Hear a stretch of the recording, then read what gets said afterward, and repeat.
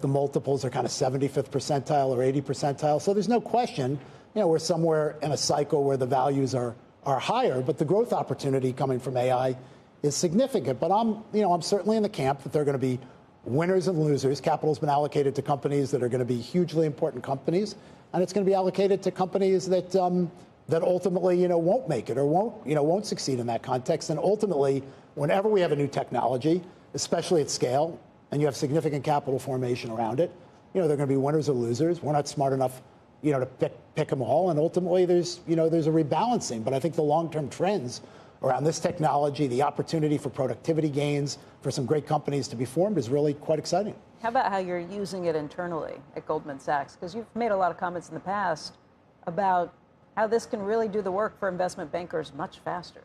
Well, I think there are couple of base ways that we're using it. We're very focused on this. The first is we've always, since I started 40-some years ago, we get technology tools into the hands of really smart people to make them more productive.